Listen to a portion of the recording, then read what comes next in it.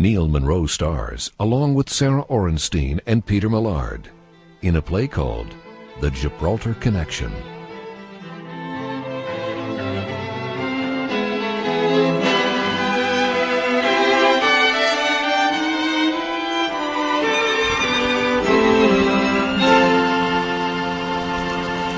Inspector, doctor, over here. Be careful in the dark. There's a log across the trail there. Abby, you'll ruin your shoes in this muck. Too late. Wellington, how did you hear about this? Ear to the ground. I was at the police station when the lighthouse keeper sent a boy. Constable Rose, what's happened here? Near as we can tell, sir, some lady climbed to the top of the lighthouse and jumped. Oh. Suicide. How awful. Identity? We've no idea, but he may have found something up there. And who's he? Chief Constable Lemon. Lemon? Well, let's have a look, shall we? I'll hold the lantern for you, Inspector. Thank you. Oh, my. She's so young. Not more than 30. Poor soul. Yeah, it's a shame. What's this? Well, she landed on her back, so why the large abrasion on her forehead? She might have struck the wall on the way down. No shoes. Their buttons pop with such a violent impact. I'm sure you'll find them about. Well, let's get up to the top and see what brings a chief constable out on such a dark and stormy night. Ah, there you are, Nickles. Nasty business, eh? Yes, sir. A bit surprised to see you here. Any idea of who she is, sir? Maybe, but this must be kept confidential for now. We think it's Becky Fallingbrook, the wife of Toronto Councilman Henry Fallingbrook. Fallingbrook? She's been missing for 2 days.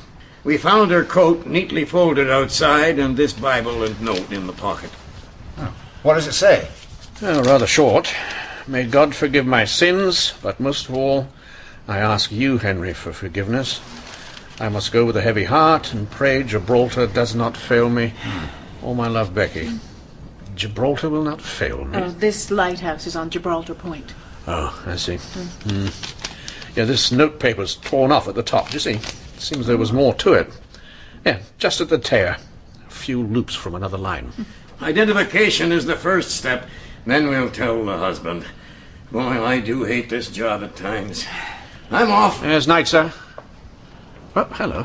What's that I stepped on? Oh, I have it. It's a small gold cross. Oh, yeah. Must have fallen off someone's chain. Oh, and a broken link. Well, thank you, Abby. I'll take that. I suppose there's little doubt it was suicide. The only question now is why.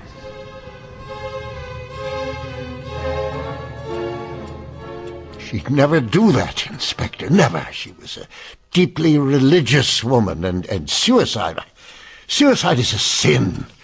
It must have been an accident. For God's sake, we were happy. She was so young, so beautiful. Yes, she was. Would there have been any reason for Mrs. Fallingbrook to have gone out there, sir? Alone? Well, no, not that I know about it. She did like solitude from time to time, long walks alone. Forgive me, sir, but there is a bit of an age discrepancy between you. Were there any problems in your marriage? No. I loved her very much, and she loved me. The physical part of our marriage might have wandered off in the last while, but we still loved each other dearly. Yes, I'm sure. Well, I have my notes. Oh, I found this gold cross in the lighthouse. It didn't belong to the lighthouse keeper. Might it have been your wife's? Let me see.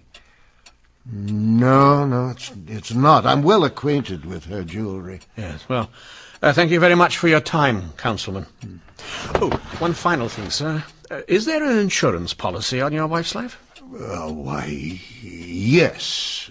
For $100,000. No, it's a huge amount of money. Well, it'll never bring my Becky back. Is that a concern? No, of course not. It's just routine.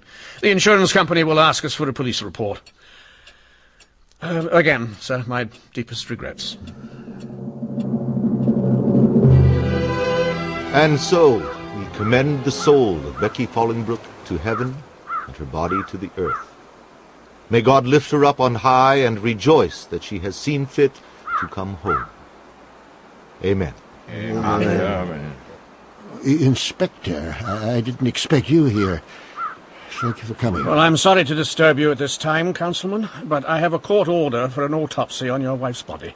I would have preferred to execute it before the funeral, of course, with the bureaucratic delays. You know how it is. No, I don't know how it is. This is an outrage. How dare you attempt to tamper with my wife's remains? There will be no autopsy. I'm afraid I will have to insist, sir. I'm Reverend Bradley Shiloh, sir. What's the problem, Henry? Inspector Nickles has a court order for an autopsy on Becky. Autopsy?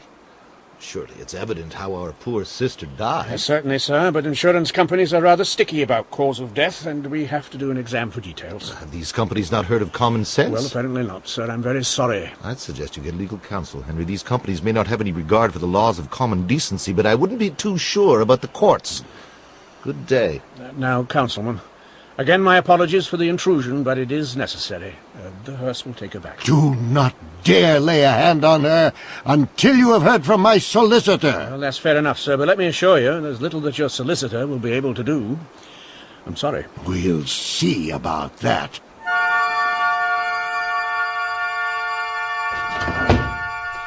You wish to see me, sir? My God, Nicholas, what are you about with Fallingbrook? Well, doing an autopsy on his wife. But her cause of death was obvious. Why this? Sir, there was no carriage at the lighthouse, so how did she get there? Walk? Quite a trek. And I spoke to some squatters who were astute enough to see a man on a wagon delivering supplies to the lighthouse, but not a sign of her. Add in an abrasion on her forehead, though she seems to have landed on her back, and a $100,000 policy on her life. There's an odor here, sir, and it's not quite right. You think Fallingbrook killed his wife for the insurance? I don't know. It's just all rather iffy and too damn tidy. Did Fallingbrook's solicitor inform you of my action, sir? Hell no. He didn't need to. Haven't you seen the papers? Detective snatches body as councilman mourns. The mayor, the chief of Toronto police, everybody is called. There's a temporary reversal on your order, so no autopsy until we get this straightened out. I wish you'd pick your battles.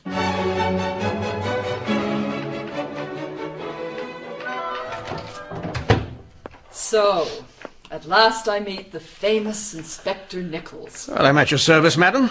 What can I do for you? Rather, Inspector, it's what I can do for you. Now, I can't abide titles. May I call you Quentin? You may call me Emerald. I think not. So what can you do for me, madam? I believe I have information of interest to you concerning my good friend, Becky Fallingbrook. What sort of information do you have? At this point, I'm not sure, but knowing you are investigating Becky's death, I thought I should introduce you to her world, outside of her marriage. I see. And how would you do that? Simply be good enough to accompany me on a carriage ride tomorrow. I know nothing for certain, but if I open some doors for you, you may find something of value. Quentin, I need to talk... Oh, forgive me. I didn't realize you had company. What a distinct pleasure. Dr. Lapierre, I have admired you from afar for some time. A woman in a man's world who holds her own. Are you referring to medicine or the world in general? Both are equally difficult. But a united sisterhood will show them that while our bodies may be soft, our will is of iron. But I keep you both from your work. I shan't tarry here. I'll pick you up at noon tomorrow at your boarding house. Inspector? Good afternoon, Doctor. Keep up the fight. Well, and just who is that? I hesitate to admit it, but I don't know. Her first name's Emerald. Ah, what a detective. Well, I knew you'd be hanging about somewhere, eavesdropping on your betters. It's to improve myself. Oh, damn little hope of that. Got a burr in your boot about something? Yes. I need help to get it out. That's your job. Some woman, it's gorgeous actually, showed up in my office to offer help with the Fallingbrook case. Abby also arrived, and that was short of enjoyable. The lady beat a retreat, adroitly, I thought. And the thing is, I don't know her name or who she is. Well, I don't know her family name. Her first name's Emerald. Oh, no. Fairly tall, splendid shape, hair the color of a Texas sunset, face like an angel? Well, sort of, I guess, yes. It is a heavenly visitation, old buddy. You have finally arrived. What are you talking about? Well, at home she'd have scalps hanging all around her belt. That is Emerald Gascoigne. Well, that doesn't tell me much. And there is much to tell. Mrs. Gascoigne is a widow, is wealthy, is winsome, and used to winning all. But let me just fill in the details as they were told to me. All right. The thing is...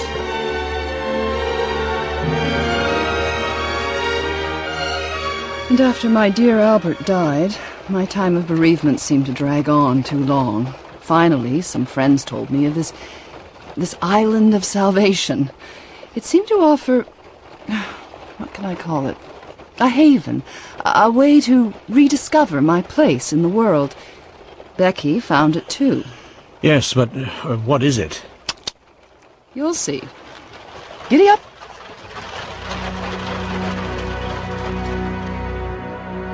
And, like the just God he is, he smote the evildoers and sent them to hell.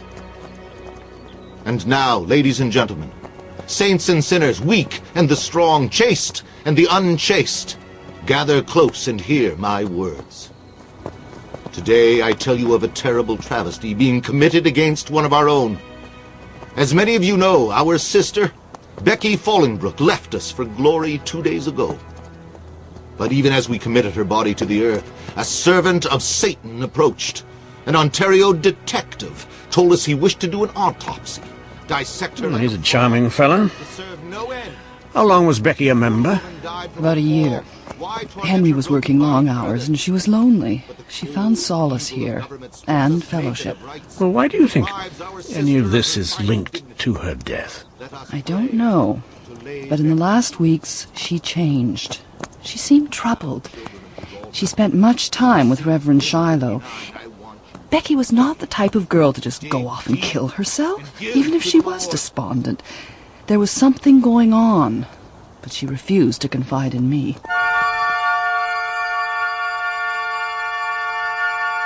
You're awful quiet. Thinking, Wellington. Becky is upset over something. She's going to Reverend Shiloh for help, and yet her husband seems to be unaware of anything amiss. Yet he maintains he and his wife are very close. So, why doesn't she confide in him? Well, perhaps he is the problem. Now, you mentioned the insurance policy. Could it have something to do with that? Well, it's hardly something you go to your preacher about. Well, since you're questioning the suicide angle, you must be exploring the idea of murder. Well, that would seem to be the alternative, if we rule out accident. With insurance as the motive? Well, possibly. After the tent meeting, Emerald told me to check out this bank account number for the Imperial Bank. Whose number is it? She said it belonged to Fallingbrook. And perhaps we're about to unveil some irregularities in our councilman's finances. Sorry, sir, but you said to keep you informed no matter what, and your landlady said you were here. What is it, Constable Rose? I did as you asked, sir. Went back again today. Found the lady's boots in the bushes. I told you. Yes, so you did, Abby. But remember, in my business, I'm always matching wits with someone who may have gone to great pains to lead me to a desired conclusion, and I have to find the holes. In fact, you know, when I was with the yard, I once played a small joke on my chief inspector. Yes, I wanted to see if I could make him believe I could accomplish something quite impossible.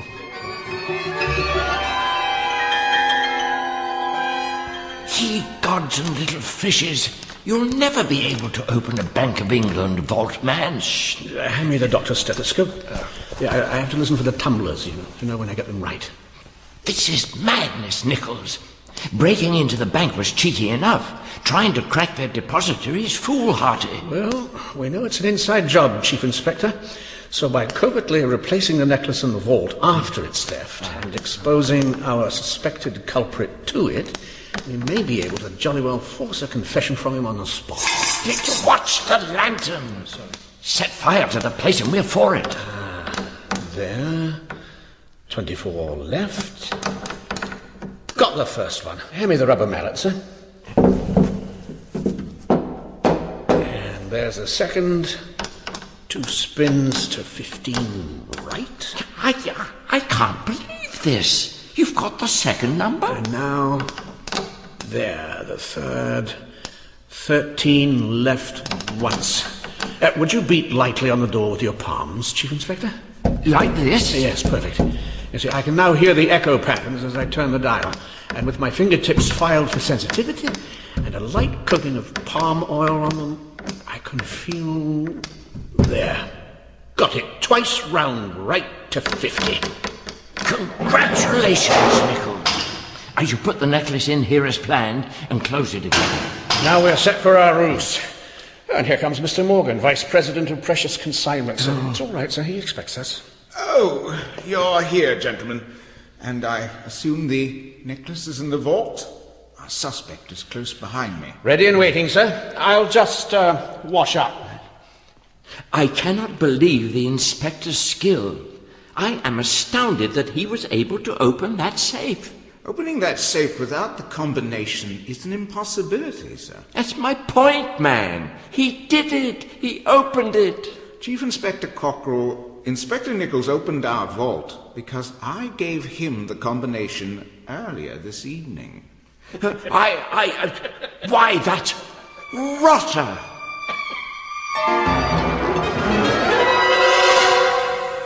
Quentin? Oh, I thought you might be here. I was just following your lead, Mrs. Gascoigne. Found anything interesting? Well, I just received the record. So let's see if the councilman's bank records tell any tales. Perhaps you should read the name on top. Becky Fallingbrook? All right. Let's play your game. Gibraltar. There must be 20 or so checks at this Gibraltar ministry over the past year. About $10,000, leaving a $40 balance. You know, while I appreciate your help, Mrs. Gascoigne, I think it's time you tell me what you know. I know little, for certain. But she was an avid contributor to his ministry, as are so many other lonely women. The most revered Bradley Shiloh may not be the pillar of virtue that we all believe. Go on. He preys on sinners' fears.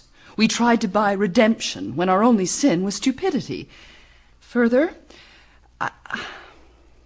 I think that Becky had a relationship with Shiloh, and that after bringing them to near financial ruin, she felt she had no choice other than to leave Henry for Shiloh. And suddenly, she's dead. So, Henry found out and killed her? I don't know. I think it's time I found out a little more about the Reverend Bradley Shiloh.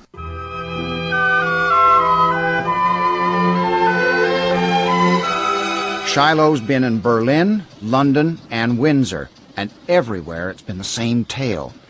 He passes himself off as God's disciple, milks the locals for whatever he can, and then folds his tent and steals out of town.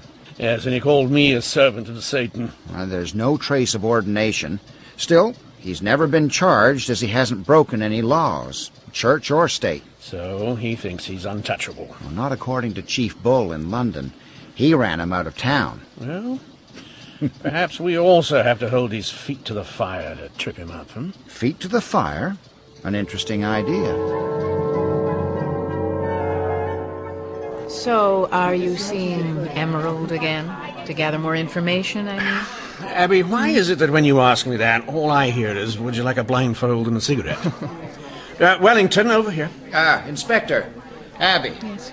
Sorry I can't stay. Yes, you can. Dine with us. Well, I can't. I've already eaten. Well, that's no excuse. You can always take on a bit more food. You never know when there'll be a shortage of groceries. Well, if you say so, but... What's wrong, Inspector? Groceries? Supplies. Yeah? That's it.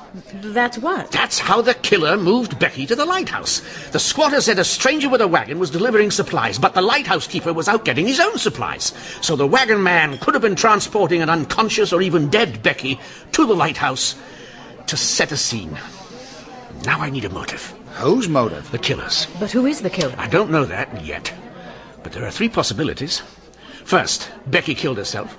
Next, Fallingbrook discovered his wife had financially ruined them and in a rage killed her, or was recouping the loss with the insurance. And third, Shiloh killed her. But why? That sounds like you've gone right round the tree. Not at all. Yeah, what's the word on the autopsy, Abby? We can proceed. I can do it tomorrow morning. Ah, good. Can you do it tonight? Yes, Quentin, I can do it tonight for you. And why don't you invite Emerald over for the party? There's nothing like viewing a good autopsy to test someone's mettle. Meow.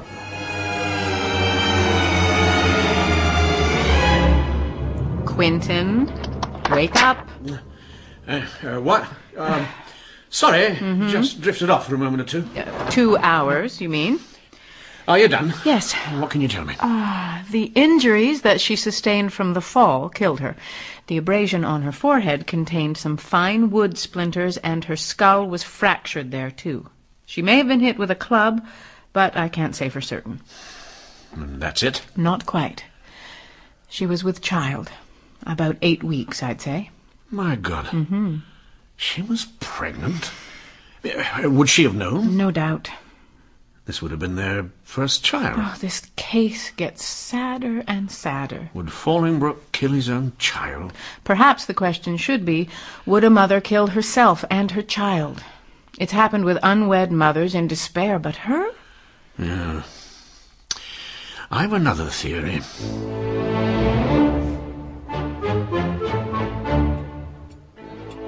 Have you done the autopsy, Inspector? And when may I bury my wife? Soon, sir. Haven't you been sleeping, sir? Frankly, no. Some things have come to light. It seems Becky was unhappy with me, and apparently her visits to the Gibraltar ministry weren't so harmless. I will have to meet with Reverend Shiloh and see if I can recoup some of the donations she made. She was not a well woman. I'm sure he'll return what he can. Well, I wouldn't count on it, sir. Now, Councilman, I do have some news from the autopsy report, but first, I asked you once if everything was fine between you and your wife. Now, it pains me, sir, but I must ask again, and I need an honest answer. Did you share your bed together? No. We hadn't been intimate for more than a year. Perhaps that's why she turned to that ministry. You said you had something to tell me from the autopsy report? Yes, I did, didn't I? Well, just that we confirmed the fact that your wife died instantly from the fall. That's all? That's all, sir. No suffering. Thank God. But I miss her so. Somehow, towards the end, I felt she'd fallen away into some crevasse, but didn't know how to get out. And I couldn't help her. I think you were a good husband, sir. I'm sure she knows that now.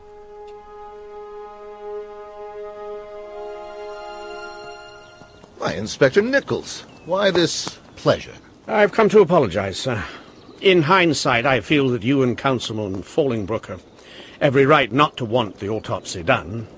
I suppose as a policeman I've lost some of my humanity. Why, Inspector, it's never too late to regain it. Trust in the Lord and you will be saved. Care to make a donation? You'll feel better. You're leaving? Yes, we've done all we can here. It's time to move on and bring the word and salvation to other sinners. Actually, I'm here to make sure you leave. I thought as much. You see, it takes one old devil to recognize another old devil. Just be on your way by sundown. Oh, hello. What's this I've stepped on? Oh, it's a small gold cross. It wouldn't be yours, would it? Why, yes, it is. I've been looking everywhere for it. I had it secured on this chain around my neck, and it must have fallen off. Despite yourself, you've done me a good turn indeed, Inspector. 24-karat gold. You're sure it's yours? Positive. You need a magnifying glass to see, but it has my initials on the side. B.S. How appropriate. You see, sir, that didn't come from the floor here. It's been in an evidence room for the past 5 days. I originally found it in the lighthouse. Rubbish. It was right there. And there's only one way it could have gotten there. Bradley Shiloh, you're under arrest for murder. Oh, no, Inspector. It doesn't end like that. You and I are going out of here and for a little ride up the road. Wellington! Drop it. Don't! You've killed me. Son of a... Oh. Quentin! How fortunate. I read the papers this morning. Well done. I was just about to take lunch at the Queen's. Care to join me?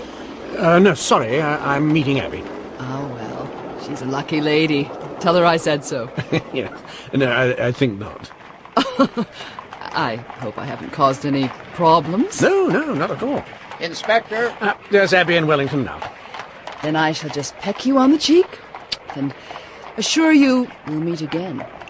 Under different circumstances. She kissed you! She was merely thanking me, us, for getting Shiloh. She is quite striking, isn't she? You think so, Wellington? Maybe not. Change of subject needed here. Yes, anyhow, thank goodness we were able to spare the councilman the trial and the sordid details of it all. That was kind of you, Quentin, planting the story that she was murdered because she tried to get their money back. Now, let's not forget I wrote it. Where shall we eat? Oh, what about the Queen's? I hear they have a fabulous lunch on. Well, I think we can find a better place to eat than the Queen's, don't you? She's there, isn't she? I don't... Perhaps. Then that's where we shall lunch. If I feel like Queen's, then I shall go to Queen's. No discussion. None. Inspector, is this an example of holding someone's feet to the fire? Yeah, precisely, my friend. Precisely. Thanking you for listening. See you next week.